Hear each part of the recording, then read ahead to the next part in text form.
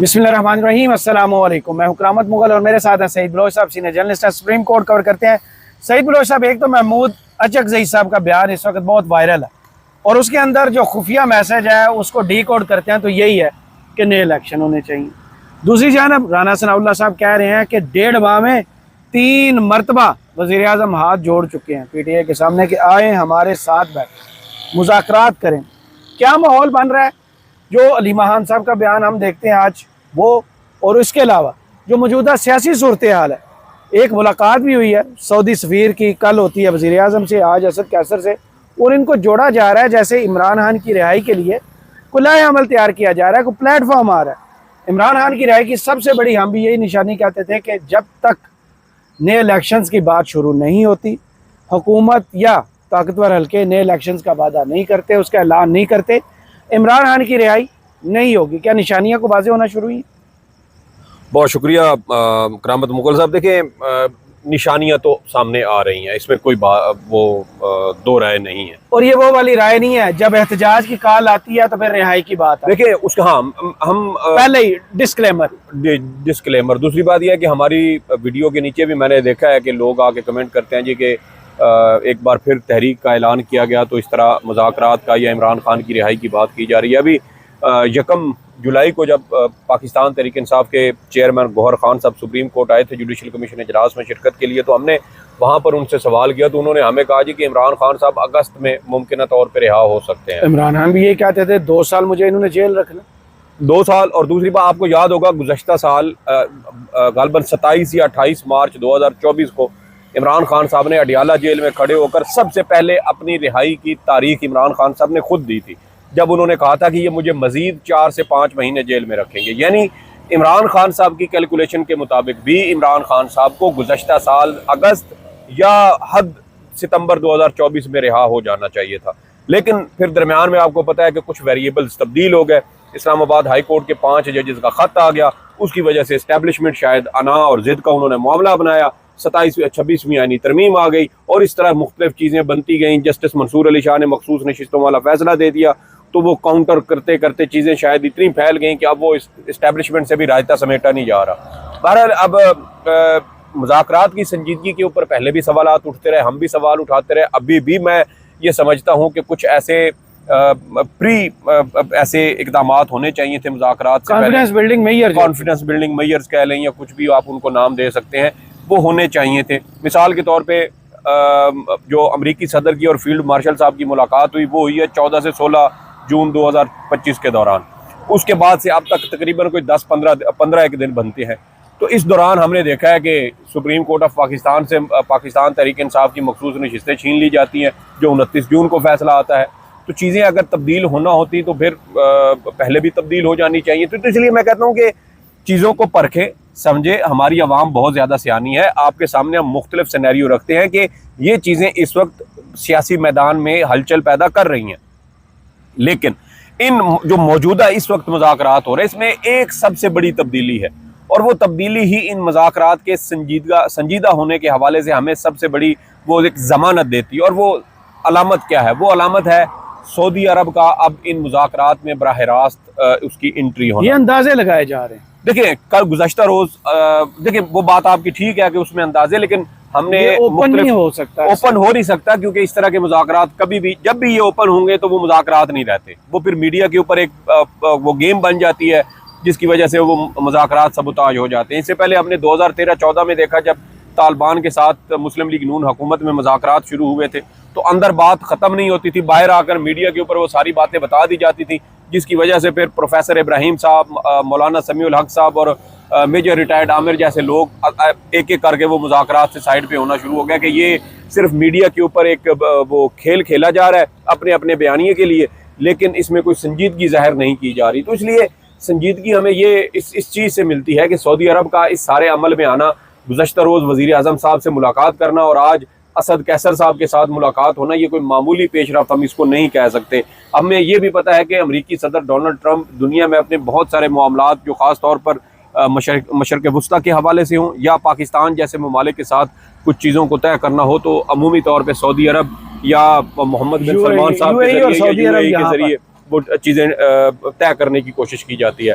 पाकिस्तान की सियासत के अंदर 3 ऐसे सफारत खाने हैं जो इंतहाई तगड़े हैं, जो पाकिस्तान की अंदरूनी सियासत के ऊपर बराह रास्त असरअंदाज होते हैं।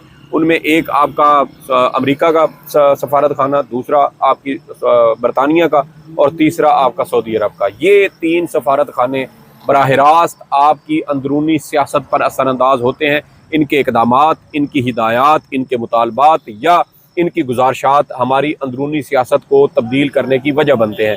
तो अब यहाँ पर हमें अमेरिका इस सेंस में नज़र आ रहा है, क्योंकि अमेरिका के सदर के साथ हमारे फील्ड मार्शल साहब की मुलाकात हुई।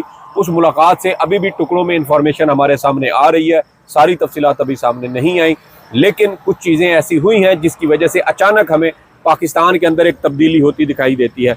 और ये शिकवा शिकायत PTI वालों को, इसमें कोई दो राय नहीं है कि उनकी ये शिकवा बिल्कुल ठीक है कि आयन इस मौके पर आकर इस तरह की बातें क्यों की जाती हैं। लेकिन जैसे मैंने कहा कि आपने इस सारे प्रोसेस के दौरान सऊदी अरब जैसे एक अहम प्लेयर का इसमें जो उसकी एंट्री हुई है, आपने इसको भी मलहूज़ खातिर रखना है, इसको आपने नज़रअंदाज नहीं करना।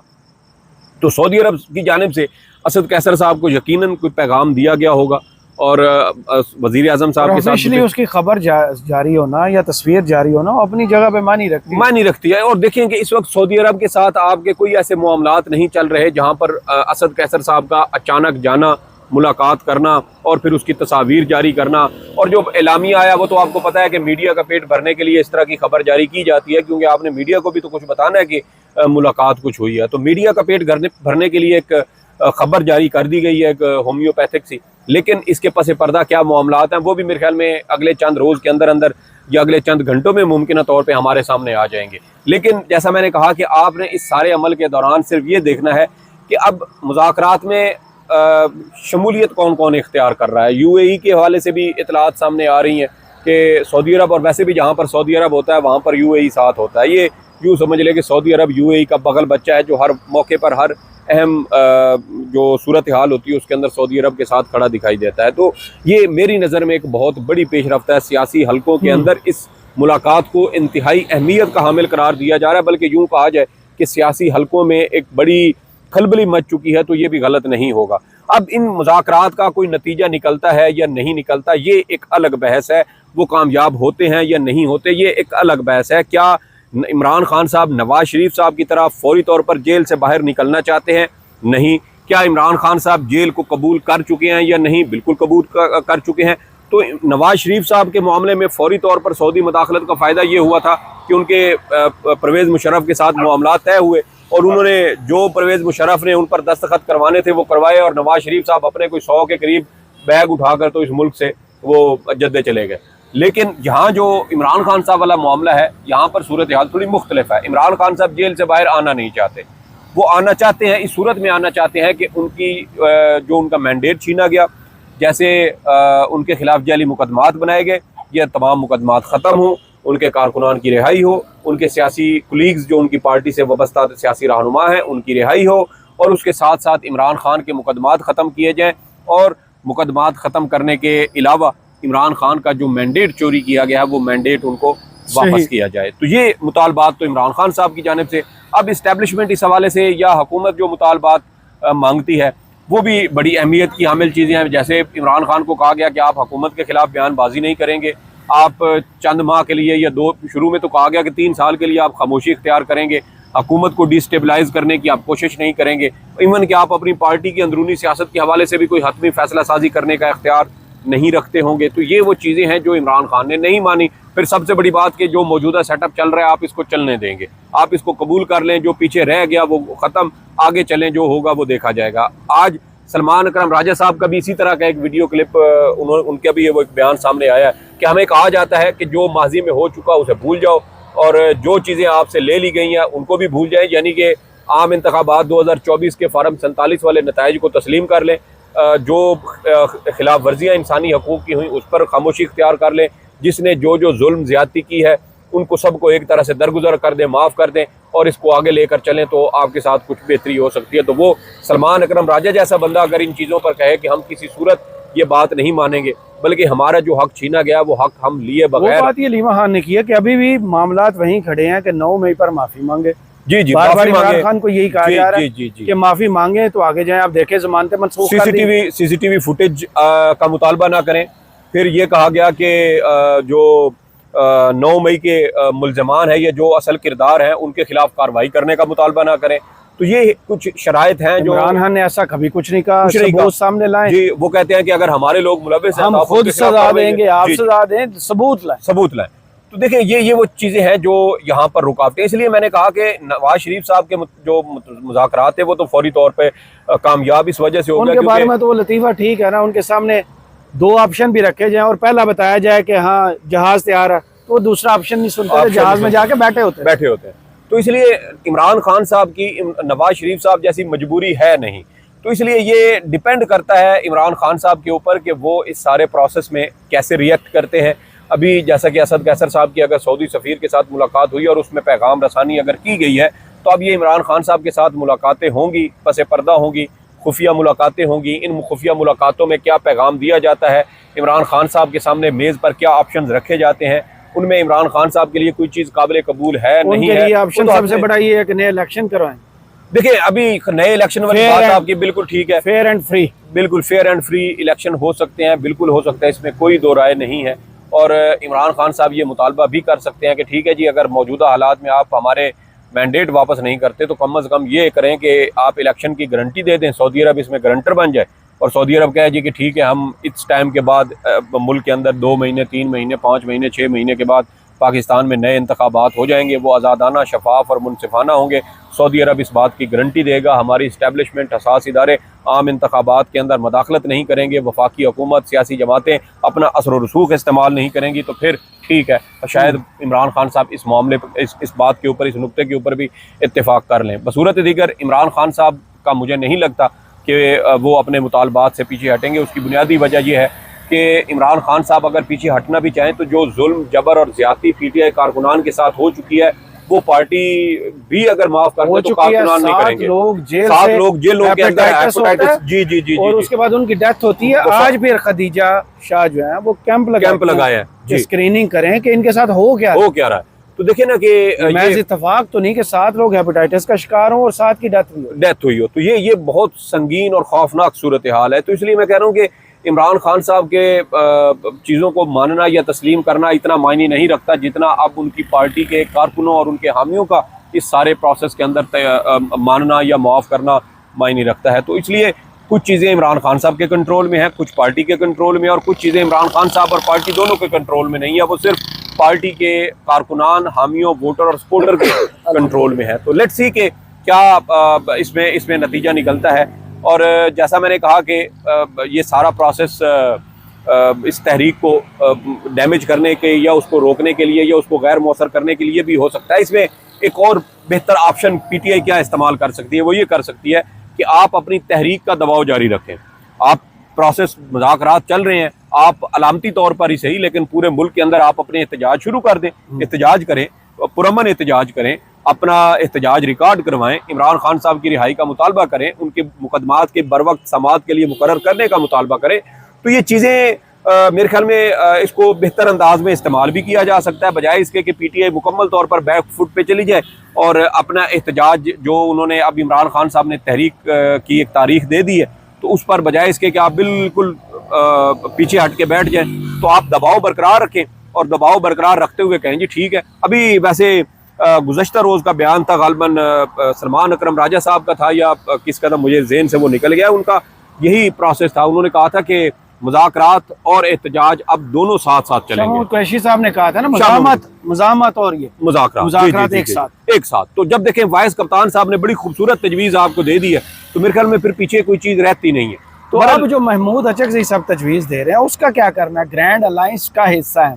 देखिए महमूद अचकज़ई साहब ने जो बात की, वो हम जो नए इलेक्शन की बात कर रहे थे ना, इमरान खान साहब ये कहते हैं जी ठीक है, कौमी हुकूमत बनाने की कह रहे हैं, गुस्सा खत्म करने की बात कह रहे हैं, इख्तिलाफात खत्म करें, आए इमरान खान को रिहा करें, साथ बैठाएं। देखिए कौमी हुकूमत अगर तो वो लॉन्ग टर्म के लिए कह रहे हैं, इमरान खान जो कभी भी पीपल्स पार्टी या नून लीग के साथ वो बैठना पसंद ही नहीं करते, वो कैसे हो सकता है कि कौमी हुकूमत का पीटीआई हिस्सा बन जाए। देखिए ये बात आपकी बिल्कुल ठीक है कि इमरान खान साहब का कौमी हुकूमत में शामिल होना ये एक बड़ा अहम और बड़ा मुश्किल फैसला होगा। दूसरी बात यह है कि कौमी हुकूमत आप कितने अरसे के लिए बनाना चाहते हैं, 2 साल, 3 साल, या मौजूदा असम्बली की जितनी मुद्दत बाकी है इसके दौरान। और हमने कौमी हुकूमत के हवाले से पीपल्स पार्टी दौर में कुछ उसके नताइज देख लिए हैं, और वो नताइज हमारे सामने थे कि जो पाकिस्तान पीपल्स पार्टी के लोग थे और मुस्लिम लीग नून, उनकी हुकूमत में एक साथ उनकी नहीं बन सकी थी, जिसके बाद मुस्लिम लीग नून हुकूमत से अलग हो गई थी। लेकिन PDM दौर में हमने देखा कि चूँकि दोनों सियासी जमातों को नैब से बचना था, अपने मुकदमात ख़त्म करने थे, अपनी करप्शन को तहफ़्फ़ुज़ देना था, तो ये दोनों सियासी जमातें मुत्तफ़िक भी हो गई थी। ये दोनों सियासी जमातें, तो अब हमें पता चल गया कि ये दोनों एक ही सिक्के के दो रुख हैं, लेकिन इमरान खान साहब इनसे मुख्तलिफ है। ये नहीं हो सकता कि वो सारे सिलेबस जो है ना उनसे आउट ऑफ सिलेबस है। जी जी। तो इमरान खान साहब का इन दोनों सियासी जमातों के साथ मुझे तो उठक बैठक होती दिखाई नहीं देती। लेकिन ये जो कौमी हुकूमत है वो इसमें इस सूरत में एक शायद काबिल कबूल हो जाए इमरान खान साहब के लिए कि चलें जी 6 महीने के लिए हम कौमी हुकूमत बनाते हैं, 6 महीने के बाद हम इस मुल्क में आम इंतखाबात करवा देंगे। चलें फिर आपको एक ब्रेकिंग न्यूज़ इसी वक्त दे देते हैं। अभी आई है, कामरान शाह साहब ने जनाब खबर दी है। अच्छा। वो कह रहे हैं कि नवाज शरीफ अडयाला जेल में इमरान खान से मिलने को तैयार हैं, मुआहिदा करने और सुलह कराने के लिए तैयार है। कामरान शाहिद साहब ये दावा कर रहे हैं। देखिए ये बहुत बड़ी खबर है, बहुत छोटी खबर नहीं है, बहुत बड़ी खबर है।